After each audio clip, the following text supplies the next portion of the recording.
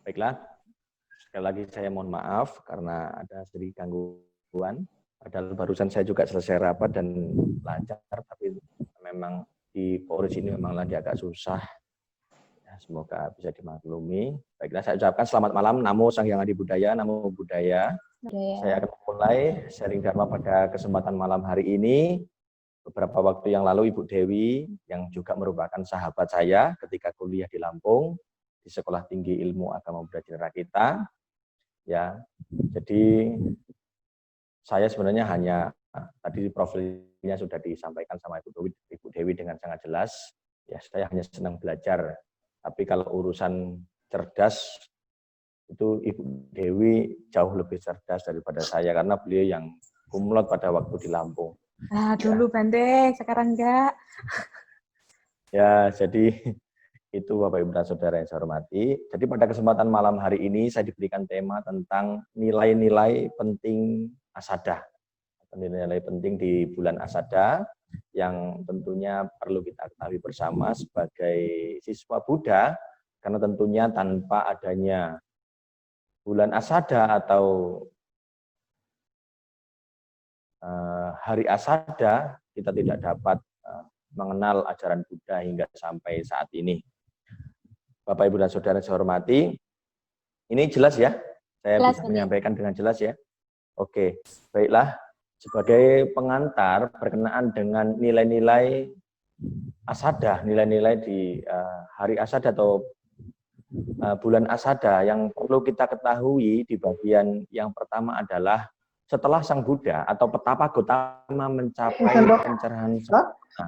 Jadi setelah Petapa Gotama mencapai pencerahan sempurna, lantas beliau berusaha dan memahami bahwa ajaran Dhamma yang telah diketahui, yang telah ditemukan itu bukan sesuatu hal yang mudah yang dapat seketika dipahami oleh manusia atau semua makhluk. Sehingga pada saat itu ada Brahma Sahampati yang memohon kepada beliau untuk dapat mengajarkan Dharma. Brahma Sahampati mengatakan bahwa ada makhluk-makhluk dengan sedikit debu di mata mereka. Artinya ada manusia yang dapat memahami Dhamma dan mencapai tingkat kesucian. Sehingga pada saat itu beliau lantas ingat, atau guru agung kita Sang Buddha Gotama lantas ingat kepada gurunya pada saat menjalankan pertapaan. Lalu beliau juga ingat kepada sahabatnya yang pada saat itu juga menjalankan pertapaan, 5 sahabatnya. Ketika beliau cari guru, ternyata gurunya telah mengalami kematian dan pada akhirnya beliau mencari sahabatnya. Perjalanan menuju Taman Rusa Isbatana dan pada akhirnya beliau bertemu dengan 5 sahabat di dalam pertapaan dan pada akhirnya singkat ceritanya beliau membabarkan Dhamma, yaitu memutar roda Dhamma pertama kali di dunia. Dari sedikit atau sepenggal cerita yang saya sampaikan ini, kalau berbicara tentang value atau nilai yang dimiliki oleh guru agung kita, Sang Buddha Gotama, meskipun beliau sudah menjadi seorang Buddha, ya, kalau kita ibaratkan di dunia nyata kita saat ini adalah orang yang sudah sukses, gitu. Orang yang sudah sukses, ternyata beliau tidak lupa dengan sahabat, bahkan kepada gurunya. Artinya, kalau berbicara tentang nilai, beliau adalah orang yang tahu terima kasih. Seorang manusia yang sangat luar biasa, yang tahu rasa terima kasih. Beliau juga memiliki sikap sebagai seorang sahabat yang sejati. Memiliki ibaratnya jiwa untuk berbalas budi. Ini sesungguhnya yang juga perlu kita contoh, yang perlu untuk kita pahami bersama bahwa jika kita sebagai manusia terkadang kita bisa melihat ketika seseorang itu sedang dalam kondisi yang susah, ia akan dekat dengan siapapun, bahkan kepada mereka yang susah, ya. Bahkan kepada mereka yang sukses juga demikian. Tetapi terkadang kita sebagai manusia Ketika dari susah menuju sukses, ketika sudah menjadi orang yang sukses, terkadang kita lupa dengan mereka yang ada di bawah, yang dulu menemani kita, yang dulu mungkin ketika susah membantu kita. Tetapi berbeda dengan guru agung kita, Sang Buddha Gautama. Beliau benar-benar orang yang sangat bijaksana, beliau benar-benar orang yang tahu terima kasih. Beliau mencari guru, dan beliau mencari sahabatnya, dan pada akhirnya beliau memutar roda Dhamma untuk pertama kali di dunia ini yang disebut dengan Dhamma Cakkappawatana Sutta. Di dalam Dhamma, setelah Sang Buddha memutar roda Dhamma, pada akhirnya terbentuklah Sangga. Kenapa kok terbentuk Sangga? Karena 5 pertapa ini pada akhirnya diupasampada oleh Sang Buddha. Menjadi seorang biku dan mencapai tingkat kesucian. Setelah terbentuk Sangga, maka lengkaplah Triratna. Kalau berbicara tentang lengkapnya Triratna, ya, atau lengkaplah Triratna, artinya 3 perlindungan ini atau 3 pintu ini sudah terbuka untuk kita sebagai manusia. Ladang yang subur, yang siap untuk ditanam, juga sudah terbuka dengan lebar. Kita memiliki kesempatan yang begitu luar biasa ketika bulan Asada atau terjadinya peristiwa di bulan Asada itu sendiri, di mana Sang Buddha memutar roda Dhamma untuk pertama kali, terbentuknya Sangga dan lengkapnya Triratna. Nah, Bapak, Ibu, dan Saudara dari pengurus Buddha Nyana Yen yang saya hormati, nah, selanjutnya adalah kita harus melihat, sebelum Bante menjelaskan menuju ke nilai-nilai atau warisan yang sangat berharga, yaitu ajaran apa yang diajarkan Sang Buddha pada saat memutar roda Dhamma, Bante ingin memberikan satu wawasan kepada Bapak, Ibu, dan Saudara berkenaan dengan ternyata Guru Agung Buddha ini adalah seorang guru yang memiliki nilai-nilai kasih sayang kepada dunia. Kenapa saya bisa mengatakan demikian? Karena ketika Sang Buddha memutar roda Dhamma dan terbentuknya Sangga, maka ada 5 biku yang sudah ditapis beliau. Dan pada akhirnya di Taman Rusa Isipatana itu juga hadir yang disebut dengan Yasa. Yasa adalah anak seorang yang dapat dikatakan orang yang terpandang, orang yang kaya, tetapi beliau merasa bosan. Di rumah itu merasa bosan dengan kehidupan. Beliau takut melihat, rasanya di rumah itu seperti perkuburan. Melihat begitu banyak pekerjanya, semuanya, pelayannya, bergelimpangan seperti mayat yang tertidur. Akhirnya beliau pergi dari rumah, meninggalkan rumah menuju ke Taman Rusa Isipatana dengan Buddha. Dan pada akhirnya di situ beliau mendapatkan ajaran Dharma dari Guru Agung Buddha dan mencapai tingkat kesucian. Beliau juga ditapis oleh Buddha menjadi seorang biku. Jadi biku di situ bertambah menjadi 6, 7 dengan Sang Buddha. Nah, tidak hanya itu saja, peristiwa Yasa menjadi seorang biku menjadi gempar. Selain orang tuanya atau ayahnya Yasa menjadi seorang upasaka pertama kali di dunia yang berlindung kepada Buddha, Dharma, dan Sangga, lantas ibu dan istri Yasa juga ikut menjadi seorang upasika pertama kali di dunia yang berlindung kepada Buddha, Dharma, dan Sangga. Nah, setelah itu tidak berhenti di situ. Setelah Yasa menjadi seorang biku, ternyata sahabat Yasa, 4 sahabat Yasa terdekat juga ikut menjadi seorang biku, mencapai tingkat kesucian. Akhirnya bertambah menjadi 10 biku yang mencapai tingkat kesucian, ditambah 1 atau Sang Buddha itu sendiri. Lalu sahabat Yasa yang jauh sekali dari tempat atau kota lain juga turut datang kembali untuk menjadi seorang biku, yaitu 5 atau 50 sahabat Yasa. Nah, 50 sahabat Yasa juga ikut menjadi seorang biku, pada akhirnya lengkap 60 arahat. Dan 60 arahat ini menjadi wujud bentuk nilai kasih sayang Guru Agung Buddha kepada dunia ini. Karena apa? 60 arahat ini diutus oleh Buddha untuk menjadi seorang duta Dharma atau misionaris Dharma. Sehingga sampai saat ini kita sebagai umat Buddha, sebagai manusia, bisa belajar Dharma, bisa mempraktekkan Dharma, merasakan Dhamma yang indah pada awalnya, indah pada pertengahan, dan indah pada akhirnya. Nah, bisa dipahami tidak? Jelas tidak ya saya berbicara? Jelas, tidak Bante? ya saya berbicara? Jelas. Oke, jelas ya. Suaranya Jadi sampai ini, sejauh ini lancar.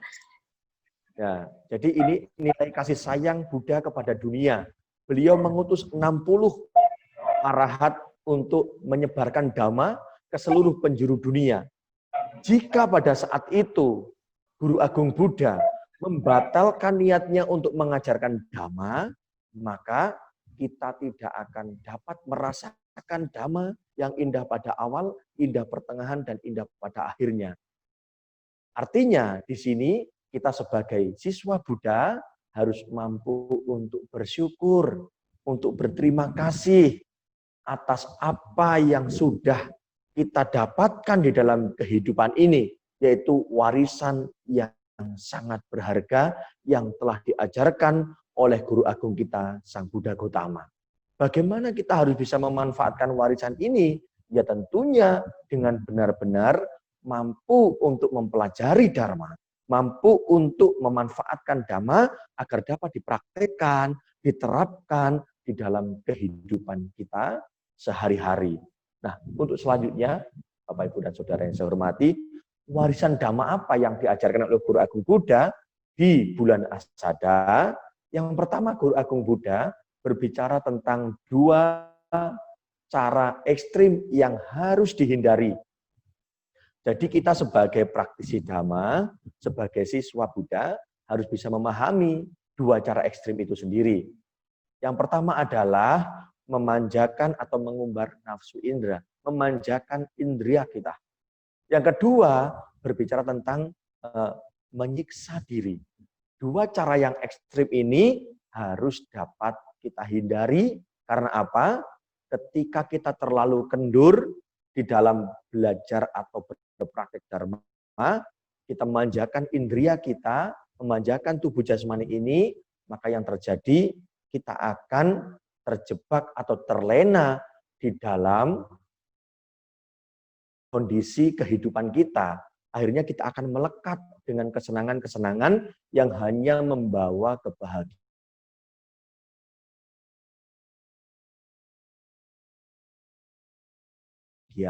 sesaat saja. Lalu ketikanya pada saat itu Guru Agung Buddha berpikir bahwa jasmani sebagai sumber dari penderitaan sendiri. Maka Guru Agung Buddha menyiksa dirinya.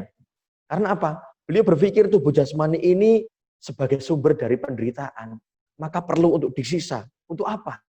Nah, ternyata ketika dia semakin menyiksa diri selama 6 tahun lamanya, beliau tidak mendapatkan hasil apa-apa. Justru penderitaan itulah yang didapatkan. Artinya, ketika kita berlatih dengan mengendur atau memanjakan diri, ya, mengumbar nafsu indria kita tidak akan mendapatkan hasil apa-apa. Tidak akan memperoleh kebahagiaan atau kedamaian atau mencapai satu tingkat di dalam praktik Dharma. Terlalu keras menyiksa diri juga tidak akan membawa hasil.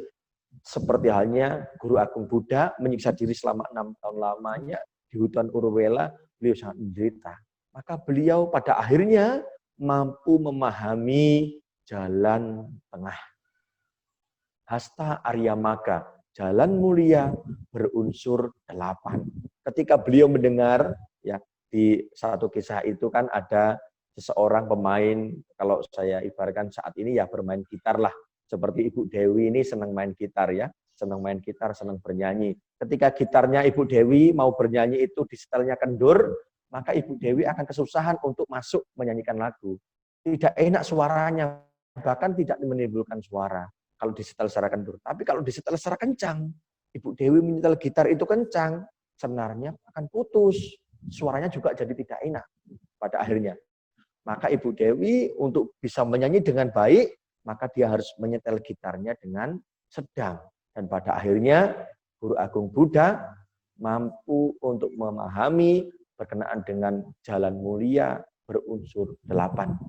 Ya, jadi jalan tengah menjadi jalan yang indah.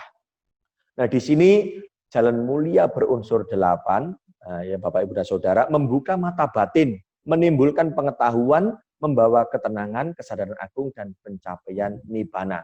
Ketika kita sebagai umat Buddha mampu memahami jalan tengah dengan baik, mempraktekkan jalan tengah dengan baik, maka kita akan dapat memperoleh ketenangan, memperoleh kedamaian, mampu memperoleh pencapaian agung atau kesadaran agung, bahkan mencapai nibbana. Ini adalah apa yang telah dipraktekkan oleh guru agung kita, Sang Buddha Gotama. Nah, jadi di sini jalan mulia berunsur 8 terdiri dari 3 bagian. Nah, sekarang kalau saya bertanya, 3 bagian itu apa saja? Jadi ada panya, ada sila, ada samadhi. Tapi biasanya kita menyebutkan sila, samadhi, dan panya. Tetapi jika kita lihat dari urutan jalan mulia berunsur 8, itu diawali dari pandangan benar dan pikiran benar. Artinya, bagian pertama adalah panya. Pandangan benar dan pikiran benar merupakan wujud dari kebijaksanaan, panya. Yang kedua adalah sila, berkenaan dengan ucapan benar, perbuatan benar, dan penghidupan benar. Artinya bagian dari sila. Yang ketiga, usaha benar, perhatian benar, dan konsentrasi benar. Bagian dari samadhi. Jadi, panya, sila, dan samadhi. Mengapa bagian pertama di jalan mulia berunsur 8 itu, di bagian pertama adalah pandangan benar? Ini juga perlu kita ketahui bersama. Mengapa di bagian pertama itu berkenaan dengan pandangan benar? Pandangan benar atau pikiran benar juga ada 2 hal, yaitu di dalam panya itu bisa kita artikan sebagai pengetahuan atau wawasan.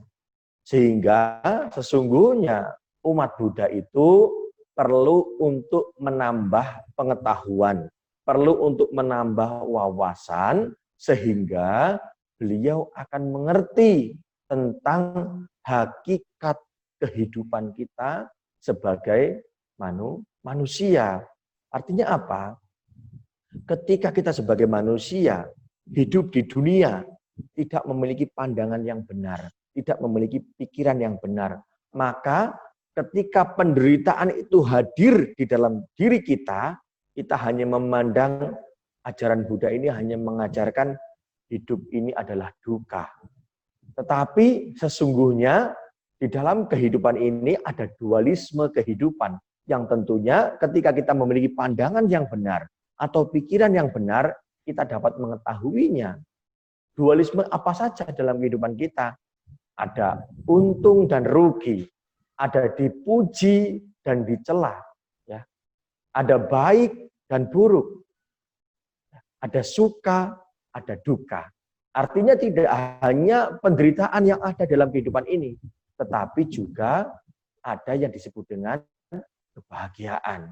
Maka ketika seseorang memiliki pandangan yang benar atau pikiran yang benar, ia akan mampu untuk memiliki ucapan benar, perbuatan benar, dan penghidupan yang benar, yang disebut dengan sila.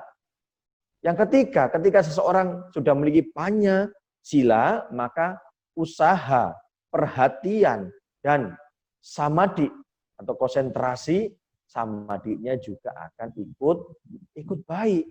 Ketika seseorang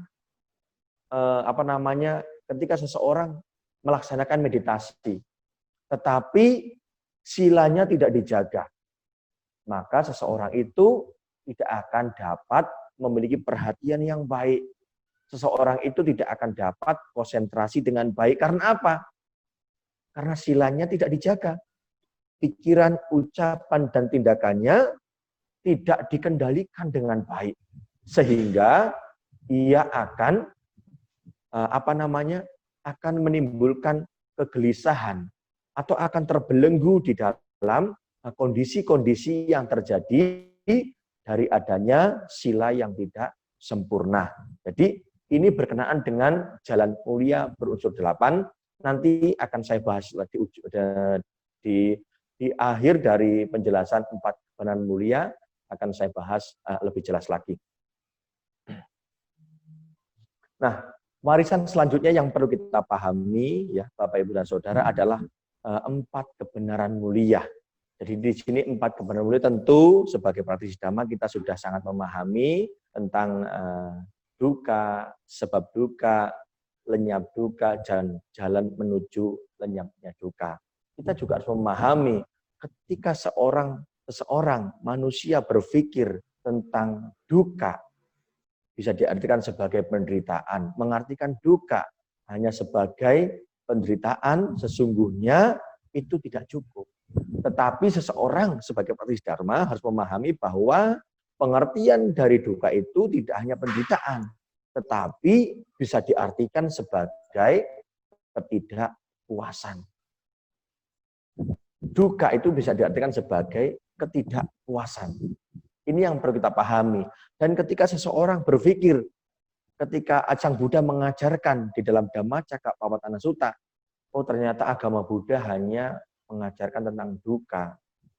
Ya, ternyata hidup ini hanya duka. Nah, ini pikiran yang cara pandang yang sesungguhnya kurang tepat. Kenapa?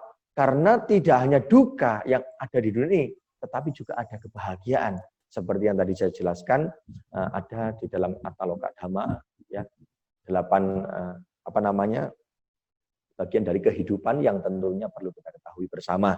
Nah, jadi ketika kita berbicara tentang duka adalah bagaimana ketika kita berkumpul dengan mereka yang kita benci, berpisah dengan mereka yang kita cintai, ya. Ada kelahiran, usia tua, sakit, dan kematian. Ini adalah wujud dari duka yang tentunya kita ketahui bersama. Nah, apa sebab dari duka itu sesungguhnya? Apakah berkumpul dengan mereka yang kita benci itu adalah duka yang sesungguhnya? Apakah berpisah dengan yang kita cintai itu adalah duka yang sesungguhnya? Apakah usia tua, sakit, dan kematian adalah duka yang sesungguhnya? Ketika kita menyadari atau memiliki pandangan yang benar atau pikiran yang benar, maka kita akan mampu memahami secara mendalam bahwa sesungguhnya usia tua, sakit, dan kematian itu adalah hanya satu kondisi saja. Hanya satu kondisi. Lantas sebab dari penderitaan itu apa sesungguhnya? Kenapa kok bukan tua, sakit, dan kematian? Sebab penderitaan sesungguhnya adalah tanha atau keinginan. Keinginan untuk tidak jadi tua, keinginan untuk tidak sakit, keinginan untuk tidak mengalami kematian, keinginan untuk tidak berkumpul dengan mereka yang saya benci, keinginan untuk tidak berpisah dengan yang saya cintai. Jadi sesungguhnya kesemua itu adalah sebuah kondisi yang secara alamiah ada di dalam kehidupan kita dan terjadi di dalam kehidupan kita, yang sesungguhnya menjadi sebab penderitaan adalah tanha. Di sini ada 3 bagian dari tanha yang dapat kita ketahui. Yang pertama adalah keinginan untuk menjadi. Yang kedua, keinginan tidak menjadi, untuk tidak menjadi. Yang ketiga adalah keinginan tentang pemusnahan. Artinya di sini kita sebagai manusia tentu memiliki keinginan. Benar tidak? Kita sebagai manusia memiliki keinginan. Keinginan untuk menjadi. Menjadi apa misalkan? Keinginan untuk menjadi bahagia misalkan. Setiap orang ingin hidup bahagia. Tapi pada kenyataannya ketika kita ingin bahagia, terkadang bukan bahagia yang kita dapatkan, malah penderitaan yang muncul. Sehingga duka itu muncul. Jadi keinginan menjadi bahagia dan ternyata yang terjadi tidak bahagia atau penderitaan yang muncul. Maka sesungguhnya keinginan itulah yang menjadi sebab utama timbulnya penderitaan. Keinginan menjadi bahagia, tapi ternyata tidak bahagia. Keinginan untuk jadi sukses, tapi ternyata tidak sukses, ada kegagalan. Ketika kita tidak memiliki pandangan yang benar, maka kita akan mengalami duka atau penderitaan. Selanjutnya, keinginan untuk tidak menjadi, keinginan untuk tidak sakit, keinginan untuk tidak jadi tua, keinginan untuk tidak jadi mengalami kematian. Tapi pada kenyataannya itu terjadi, maka kita akan mengalami penderitaan. Lalu yang ketiga, keinginan tentang pemusnahan, bahwa segala sesuatu yang tidak saya sukai, yang tidak saya senangi di dalam kehidupan ini harus lenyap. Keinginan tentang pemusnahan. Semua yang tidak saya senangi di sini lenyap. Yang saya benci lenyap. Ya, usia tua, sakit dan kematian setidaknya tidak usah terjadi, lenyap saja.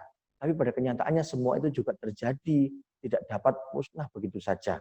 Nah, pada akhirnya keinginan tentang pemusnahan menjadi sebab timbulnya penderitaan. Nah, dari ketiga hal ini hendaknya kita memahami dengan benar akan hakikat kehidupan di dunia ini, bahwa ada anicca, perubahan, hukum perubahan. Segala sesuatu kondisi yang terjadi, yang ada di dunia ini bersifat timbul, berlangsung, dan lenyap. Tidak ada segala sesuatu itu kekal adanya. Semua mengalami proses perubahan. Dan ketika kita tidak mampu memahami perubahan ini dengan baik, dengan bijaksana, maka yang terjadi kita akan mengalami duka atau penderitaan. Nah, dari hal ini, ya saudara-saudari sedharma yang berbahagia, dari hal ini yang perlu kita pahami adalah bagaimana kita mampu untuk memiliki pandangan yang benar dan tentunya pikiran yang benar, wawasan dan pengetahuan tentang kebenaran sejati kehidupan ini perlu benar-benar kita munculkan di dalam diri kita, sehingga kita akan dapat memahami bahwa sesungguhnya ketika ada yang berpikir Bante, berarti ketika manusia memiliki keinginan, pada saatnya dia akan menderita. Juga tidak demikian. Loh, kok bisa Bante? Ya karena sesungguhnya keinginan juga, tidak semua keinginan akan menimbulkan penderitaan. Bagaimana caranya? Agar keinginan tidak serta-merta menjadi sebab dari timbulnya penderitaan, keinginan itu harus dilandasi dengan kebijaksanaan. Artinya, ketika seseorang itu mampu melandasi keinginannya dengan kebijaksanaan, ia sudah mampu mengetahui bahwa sesuatu yang diinginkan itu bisa terjadi dan juga bisa tidak terjadi. Bisa mengalami sukses, juga bisa mengalami kegagalan. Dia sudah memiliki landasan kebijaksanaan. Sehingga keinginan ini tidak akan menjadi sebab timbulnya penderitaan. Sehingga ketika ada sesuatu yang ingin kita tuju, ada sesuatu yang ingin kita capai, lantas kita mampu dengan bijaksana melihat kapasitas kemampuan kita. Apakah saya mampu mencapai itu? Apakah saya benar-benar siap atau cukup untuk mencapai apa yang saya inginkan? Sehingga dengan landasan kebijaksanaan ini, kita tidak akan menimbulkan sebab penderitaan. Nah, selanjutnya, saudara-saudari sedharma yang berbahagia, untuk menjelaskan tentang 4 kebenaran mulia, di sini ada 3 tahap pengetahuan dan 12 pandangan. Ini juga merupakan nilai-nilai penting di bulan Asadai yang tentunya perlu untuk kita ketahui bersama, berkenaan dengan 4 kebenaran mulia, ya, berkenaan dengan 4 kebenaran mulia, yaitu tentang kebenaran mulia tentang duka, kebenaran mulia tentang lenyap sebab duka, kebenaran mulia tentang lenyapnya duka, dan kebenaran mulia tentang jalan menuju lenyapnya duka. Jadi keempat ini bisa benar-benar kita pahami dengan 3 tahap pengetahuan dan 12 pandangan.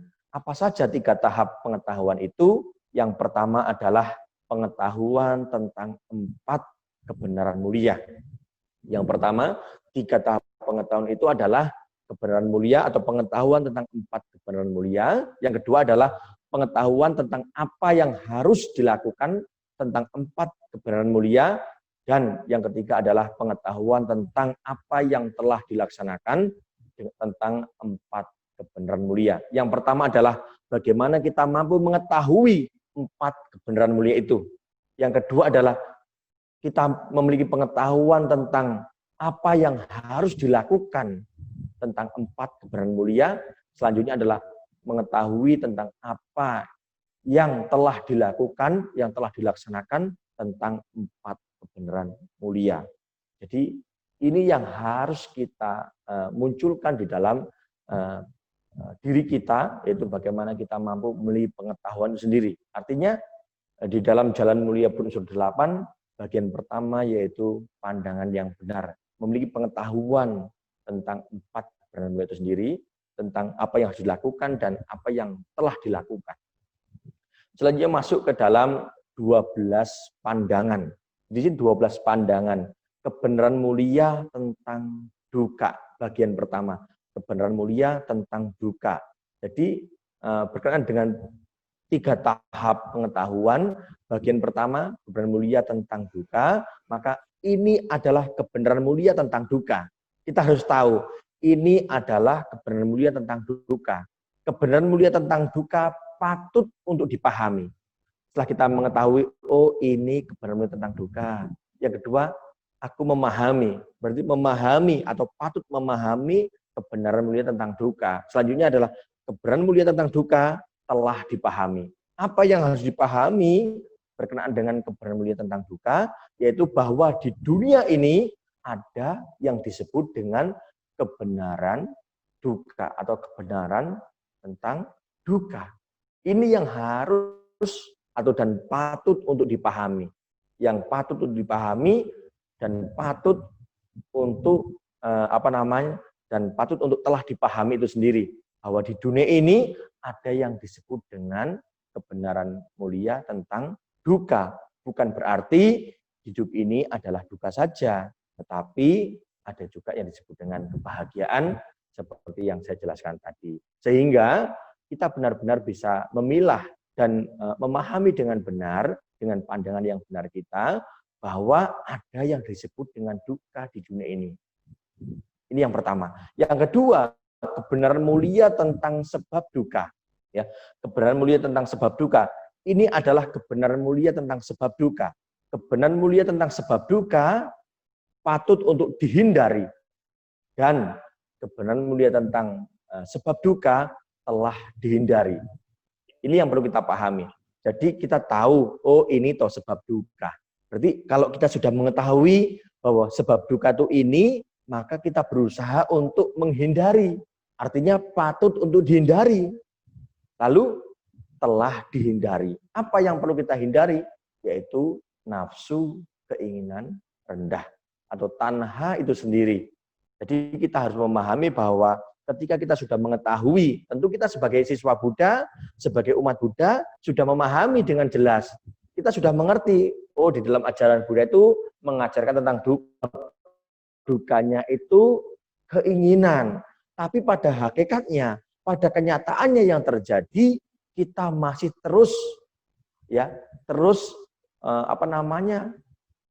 menimbulkan begitu banyak keinginan-keinginan yang terkadang tidak terkendali, dan pada saatnya keinginan itu memunculkan wujud bentuk keserakahan yang begitu luar biasa besar, dan dari keserakahan itu pada akhirnya menimbulkan yang disebut dengan upadana, kemelekatan, dan pada akhirnya kita tetap akan menderita. Maka terkadang ada yang berpikir sebagai umat Buddha, Bante, saya menjadi umat Buddha itu dari kecil loh Bante, sampai sekarang saya sudah berumur 50 tahun, sampai sekarang saya sudah berumur 60 tahun. Tapi saya dari kecil umat Buddha rajin ke wihara Bante, mendengarkan dharma juga rajin. Maaf, mendengarkan dharma juga rajin, tapi saya masih menderita Bante. Saya belum terbebas dari penderitaan Bante. Hidup saya juga seperti saja Bante, malah terkadang masalah menjadi semakin besar. Saya masih terus mengalami penderitaan. Kenapa Bante? Padahal saya sudah rajin ke wihara, saya rajin mendengarkan dharma. Bapak Ibu dan Saudara, rajin ke wihara, rajin mendengarkan dharma tidak cukup. Jika kita hanya terus rajin mungkin baca parita, rajin liamkeng, rajin baca mantra, ya kan? Rajin mendengarkan dharma, tapi kita tidak rajin untuk berpraktek dhamma, di dalam arti adalah mengikis segala kekotoran batin di dalam diri kita, atau mengurangi keinginan kita, atau mengendalikan 3 pintu karma kita, maka kita akan terus mengalami duka. Kita akan terus mengalami penderitaan. Maka segala sesuatu yang berkenaan dengan sebab yang menimbulkan penderitaan, jika kita ingin hidup bahagia, ingin hidup damai, ingin hidup tenang, hindarilah segala sesuatu yang dapat menjadi sebab timbulnya penderitaan. Patut untuk dihindari dan harus dihindari, ya, atau telah dihindari. Ini caranya agar kita dapat terbebas dari duka. Ketika kita berusaha untuk mengurangi keinginan kita atau mengendalikan diri kita, maka kita akan menjadi orang yang lebih tenang, lebih damai, lebih bahagia hidupnya, lebih terkendali. Karena apa? Karena kita berusaha untuk mempraktikkan dhamma itu. Mantra, parita, ya kan, mendengarkan dharma itu tidak akan cukup untuk melenyapkan atau menekan kekotoran batin di dalam. Loba, dosa, dan moha tidak cukup dilenyapkan, dibersihkan hanya dengan membaca mantra atau membaca parita atau mendengarkan dharma, tetapi harus dengan praktek langsung. Praktek langsung.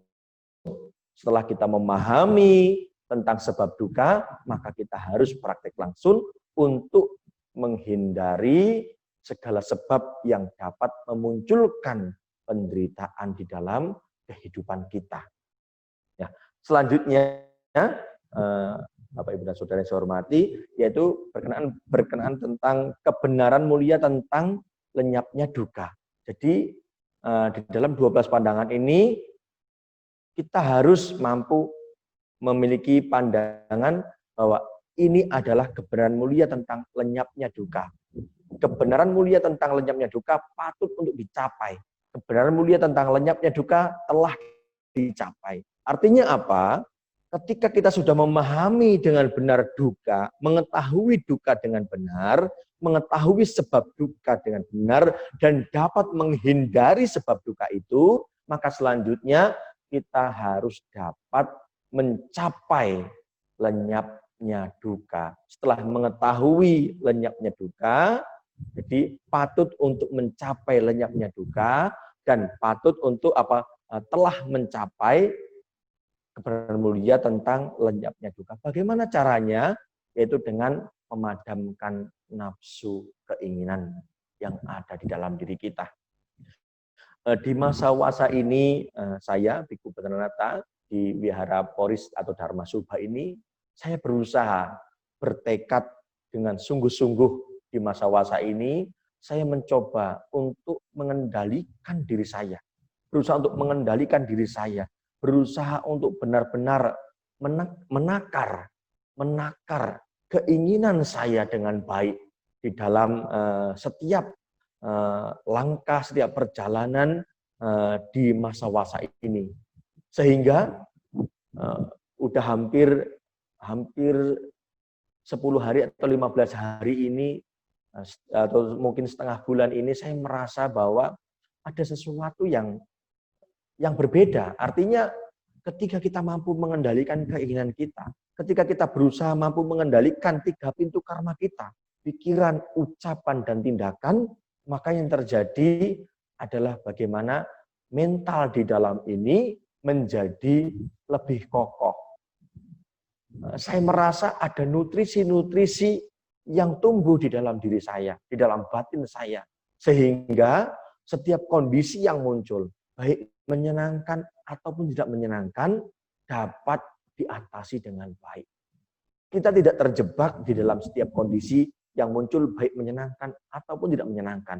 Mengapa? Karena kita berusaha konsisten, secara kontinu kita lakukan untuk mengendalikan pikiran, mengendalikan ucapan, dan mengendalikan tindakan. Dengan cara apa? Misalkan ketika Bante, saya kalau suruh meditasi Bante, pinggangnya capek, tidak bisa konsentrasi Bante, saya gelisah Bante. Bagaimana, apakah ada cara yang lain Bante? Bante kalau suruh baca buku Bante, oh saya ngantuk Bante, tidak bisa. Bante kalau saya suruh dengar ceramah juga kadang-kadang, aduh Bante nggak sempet Bante.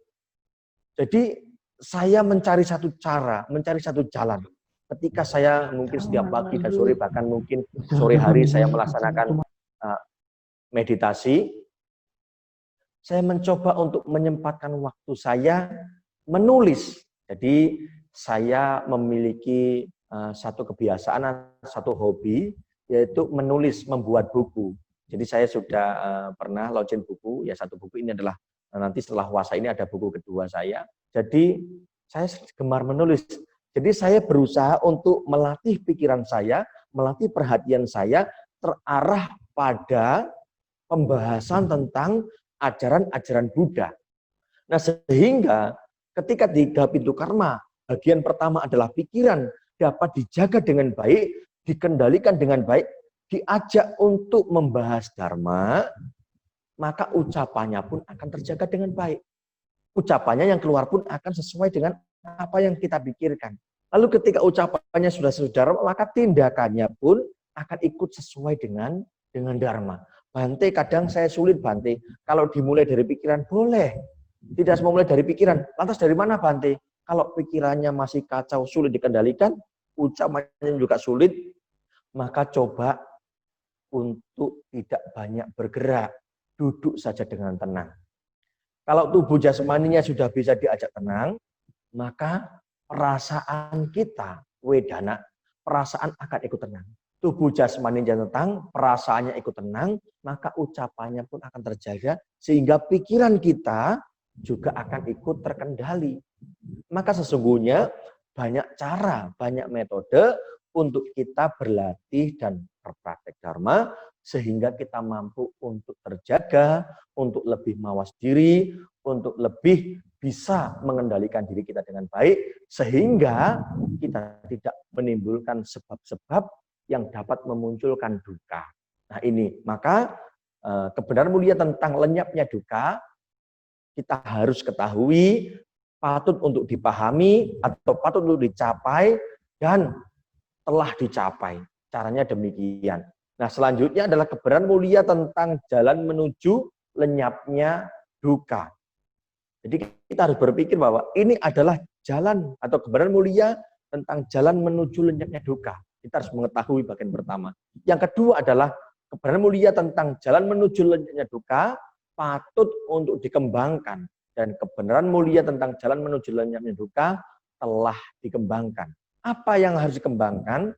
Yaitu jalan mulia berunsur 8. Ya, jalan mulia berunsur 8. Di dalam Anguttara Nikaya 10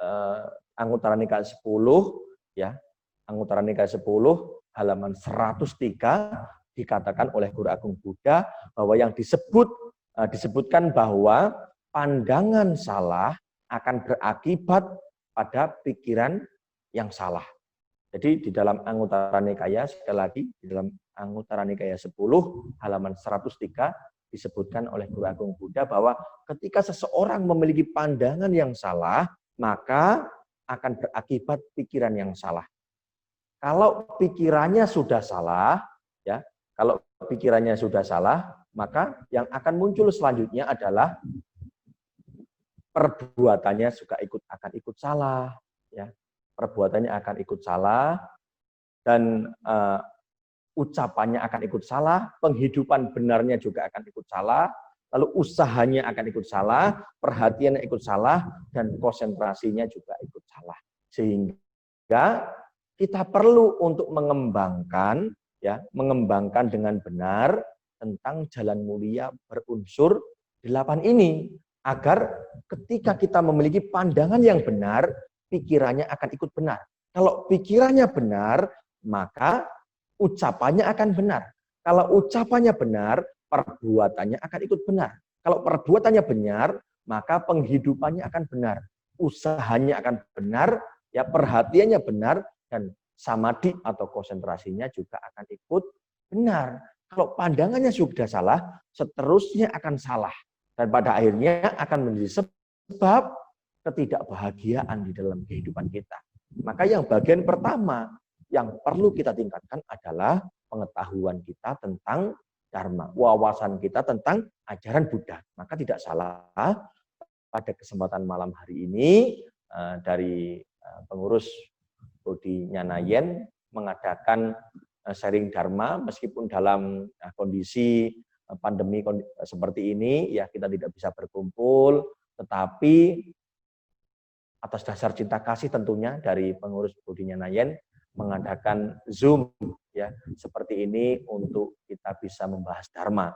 Artinya pengurus Budi Nyanayen memiliki perhatian yang baik kepada Anda sekalian, kepada para umat untuk bisa menambah wawasan, untuk bisa menambah pengetahuan agar memiliki pandangan yang benar. Sehingga ketika memiliki pandangan benar, pikirannya akan ikut benar, ucapannya akan ikut benar, dan seterusnya konsentrasi atau samadinya juga akan ikut benar. Singkatnya adalah akan memiliki kebijaksanaan, silanya akan baik, dan samadinya juga akan ikut baik. Sehingga melalui pandangan yang benar ini, yang telah dikembangkan, akan mampu membawa kita kepada kesadaran agung, membawa kita kepada kondisi yang jauh lebih baik di dalam kehidupan kita sebagai manusia. Bagaimana kita mampu meneladani kehidupan Guru Agung kita, Sang Buddha Gautama, kita sebagai manusia biasa tentunya, ya, yang tentunya masih keinginan, yang masih diliputi dengan loba, dosa, dan moha, ketika kita mungkin dari sulit menuju sukses, ya, dari punya masalah menuju sesuatu kehidupan yang jauh lebih baik, hendaknya kita harus tetap menjadi manusia-manusia yang berbudi, manusia-manusia yang ingat terhadap mereka yang telah mendukung kita mulai dari bawah.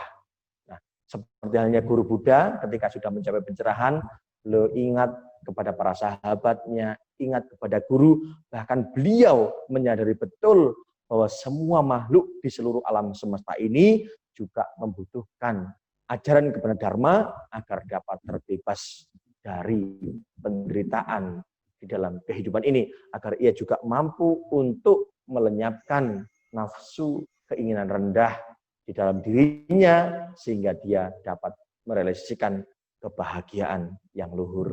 Nah, dengan demikian kita patut berbangga, kita patut untuk bersyukur sebagai manusia yang dikatakan Guru Agung Buddha di dalam dhammanya sungguh sulit untuk dapat terlahir sebagai manusia, ya. Sungguh sulit sekali. Sungguh sulit juga untuk mendengarkan ajaran kebenaran dharma. Tetapi pada saat ini kita sebagai manusia, ya, kita hidup sebagai manusia, tidak hanya menjadi manusia, tetapi kita memiliki kesempatan untuk dapat bertemu dengan ajaran kebenaran Buddha, mampu mempelajari dharma, mampu mempraktikkan dharma di dalam kehidupan kita. Maka hendaknya kita dapat menggunakan tubuh jasmani ini sebagai rakit kita selagi masih sehat, selagi masih kuat. Kita mampu melangkah, kita masih mampu berpikir secara positif. Mari gunakan dengan sebaik mungkin untuk menopang kehidupan kita hingga tercapainya kebahagiaan sejati nibbana. Jangan sampai dengan tubuh yang sehat ini, rakit ini hanya kita gunakan untuk memanjakan diri, untuk mengumbar nafsu keinginan. Tentu ini adalah hal yang tidak bermanfaat. Ini adalah hal yang sangat membuat kita menjadi rugi. Bukan hanya kita yang rugi. Ketika kita sebagai manusia tidak mau memiliki pandangan yang benar, tetapi kita menimbulkan pandangan-pandangan yang keliru, maka pikiran akan ikut keliru, ucapannya juga akan menjadi ngawur, akan tidak sesuai, sehingga tidak hanya kita yang menderita, tetapi orang-orang di sekitar kita juga akan ikut menderita. Karena apa? Ketika pandangan kita tidak benar, kita tidak bisa memahami hakikat kehidupan yang terjadi, akan terus menimbulkan nafsu keinginan rendah, keinginan, keserakan kita munculkan. Kalau apa yang kita inginkan tidak tercapai, maka bukan hanya duka, tetapi kebencian juga akan muncul di dalam diri kita. Kita menimbulkan kebencian kepada mereka di sekitar kita, orang-orang di sekitar kita. Terkadang bahkan kepada suami, kepada istri, kepada anak, kepada orang tua. Terkadang kita juga bisa menimbulkan kebencian atau amarah, disadari ataupun tidak disadari. Nah, maka penting bagi kita setelah memahami warisan yang sangat berharga ini untuk dapat benar-benar memanfaatkan rakit ini, tubuh jasmani ini untuk hal-hal yang bermanfaat bagi diri kita atau hal yang menguntungkan untuk diri kita ataupun orang-orang yang ada di sekitar kita. Karena apa? Dengan kita mampu mengembangkan jalan mulia berunsur 8, kita akan mampu menjadi pribadi yang damai, yang bahagia, yang sadar tidak hanya di dalam kehidupan saat ini, tapi kita akan terus membawa kedamaian dan kebahagiaan ini atau pandangan yang benar ini ke dalam kehidupan-kehidupan yang akan datang hingga tercapainya pembebasan nibbana. Terkadang Bapak Ibu dan Saudara ada yang berpikir demikian, Bante, baiklah saya bisa memahami hal ini Bante, tetapi dalam kehidupan-kehidupan sebelumnya saya sudah banyak melakukan kesalahan Bante, baik melalui pikiran, ucapan, dan tindakan. Lantas bagaimana Bante? Oke, tidak masalah. Kalau menurut saya, tidak masalah. Setiap manusia itu pasti ada benar, juga ada salahnya. Ada lebih, juga ada kurangnya. Benar tidak? Ya, ada lebih, ada kurangnya. Tidak ada manusia yang sempurna. Pasti pernah melakukan kesalahan-kesalahan. Seperti halnya Guru Agung Buddha, tidak serta-merta setelah lahir beliau langsung menjadi Buddha, tidak. Tetapi kelahiran-kelahiran sebelumnya, beliau juga pernah terlahir di alam binatang juga pernah, dan sebagainya. Artinya kita sebagai manusia juga telah mengalami banyak kelahiran dari perbuatan yang telah kita lakukan melalui 3 pintu karma, pikiran, ucapan, dan tindakan. Lantas apa yang dapat saya lakukan Bante? Di dalam Dhamma 173 Guru Agung Buddha pernah bersabda, barang siapa dengan jalan, artinya jalan mulia berunsur 8 ketika dapat dipahami, barang siapa dengan jalan mampu melakukan perbuatan baik dan meninggalkan perbuatan-perbuatan yang buruk, ya, dan tidak mengulanginya lagi, ia akan dapat menerangi dunia ini seperti rembulan yang terbebas dari awan. Kalau Bapak Ibu melihat, mungkin ketika ada yang di luar nanti malam keluar, ketika rembulan penuh, ya, ketika bulan purnama penuh terbebas dari awan, maka rembulan itu akan terang benderang menerangi alam semesta.